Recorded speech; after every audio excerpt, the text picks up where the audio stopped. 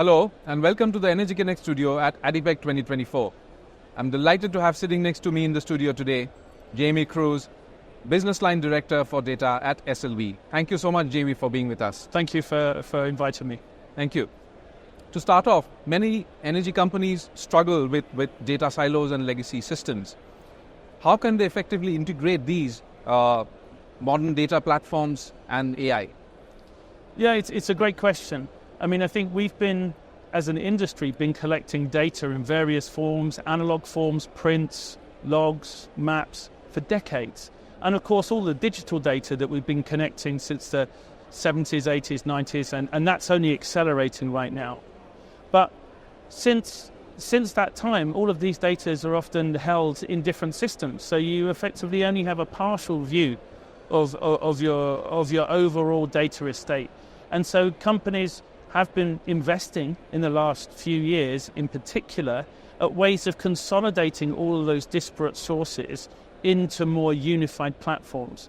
There have been industry initiatives like OSTU that have presented new standards, if you like, so that you can take systems sometimes that are decades old and consolidate them, reduce cost, improve the quality of your information with these new systems. But it's also worth saying that cost of migration can be a bit intimidating sometimes for customers. And so we like to recognize that there are sometimes good sources of data in place. So a combination of new systems to replace the old systems and integrating, or what we call bridging, through to the good data if it exists in a good system at the moment. That's how we typically expect customers to work, a mix of migration and integration to deliver the most business value. That's an excellent point. And what are some of the key data management practices that organizations can sort of incorporate to ensure successful implementation of their AI strategy? Yeah, because if you want good results from your AI, sometimes people say that data is food for AI. So if you want a healthy AI, you need to feed it good food. So data quality and completeness and all of those things is quite important. So the traditional values and disciplines of data management are becoming more important, because if you've got to ensure that the right data, not the bad data, that the quality of data is all collected and flows cost effectively, timely, efficiently from the various sources that you have through to your AI. So I think things like governance, stewardship, data quality management, those are all increasingly important, although I would say in the modern era there's a lot more automation, so we don't have people, manually working with data to the level that it used to. But data management practices around automated data governance are going to be particularly important. Now, just beyond analyzing the data, how can AI itself improve the data management processes for energy companies? Yeah, that's fantastic. Using AI to help onboard data for AI. It sounds a bit funny, but if you consider the amount of information that's locked away, not immediately accessible, maybe it's in silos, maybe it's in unstructured formats and reports, tables in old prints, and using AI to extract facts from existing sources is an incredibly powerful way of enriching our overall data estate, so that we get a kind of new ground truth in the organization that the AIs can reason about. And AI is incredibly important. We don't have enough manpower to go through and manually process all that data. We're going to need to use automation and AI to do that. Now, with the emergence of generative AI has added a new dimension. And what are some of the challenges that companies face in the energy sector when they're trying to scale up within that space? Yeah, well, generative AI and other AI projects provide incredible opportunities to automate existing processes and really amplify the efficiency of our knowledge workers in the domains, geoscientists, engineers, analysts. We've already talked about how important it is to make sure that good data gets through there. If you're doing data-driven decision-making, that's probably quite important.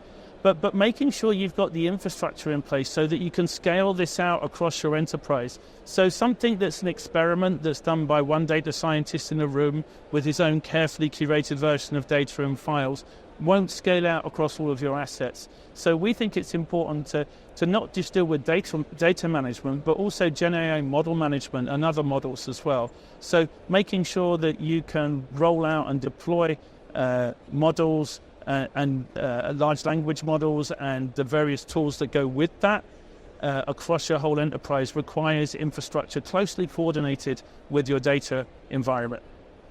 Now, there's a lot of conversation around the integration of OT and IT, especially when it comes to data strategy.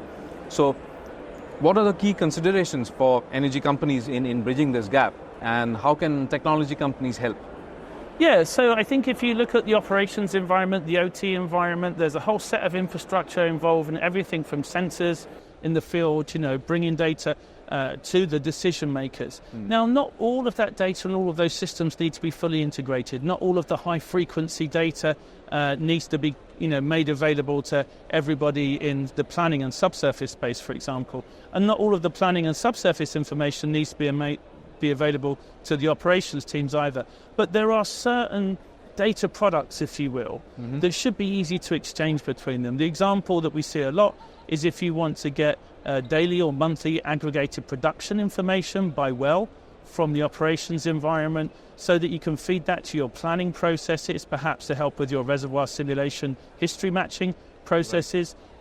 We think it's important that you should be using digital technology to make the exchange of those high value data products between the OT and the IT environment very seamless. Unfortunately, in the past, a lot of that's been done manually and has been quite expensive, and that can really hinder efficient working. So see a lot more integration of key data products between those two environments. Right. Now, with the increasing complexity and the volume of data and AI that you talked about, how do you see the role of data managers sort of evolving within energy companies? Yeah, so in some respects, data managers who might have felt a little bit marginalized going forward with all of this automation, their traditional role being transformed. But with the advent of AI, it's so important to get good quality data fed to the AIs that their skills are actually more important.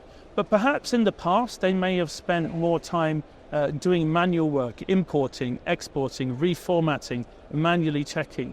I think the world of a data manager going forward, when you're dealing with such a large volume and variety of data, is going to be much more about automation. So their key skills about managing the quality of data remain the same, about understanding how to get it from the source to the decision maker remain the same, but the technology they use will be much more automated and intelligent.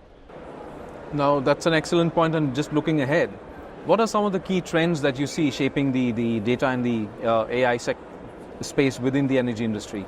Yeah, I mean, what we really see is just an accelerating pace of change. The demand for data is so huge that we see in the operations space, for example, we see more technology, bringing data digitally out of the field from sensors in the field, AI at the edge, AI in town, really moving towards an autonomous environment with less human in the loop to improve the efficiency and safety and environmental effectiveness of our solutions. And on the planning side, where we have much longer loop decisions, subsurface and planning, you see that there's going to be a lot of automation.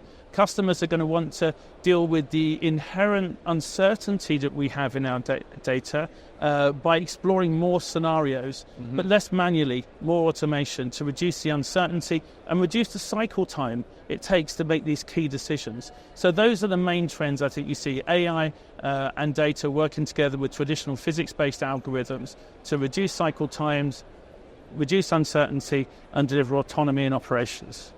And that will help unlock a lot of opportunities for your customers.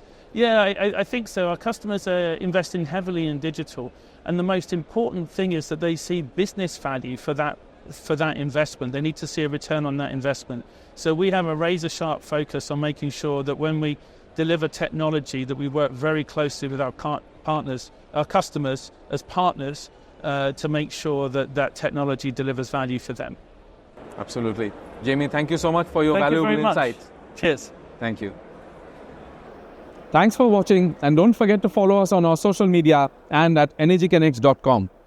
I'll be back with more studio interviews from ADIPEC 2024. Until then, goodbye.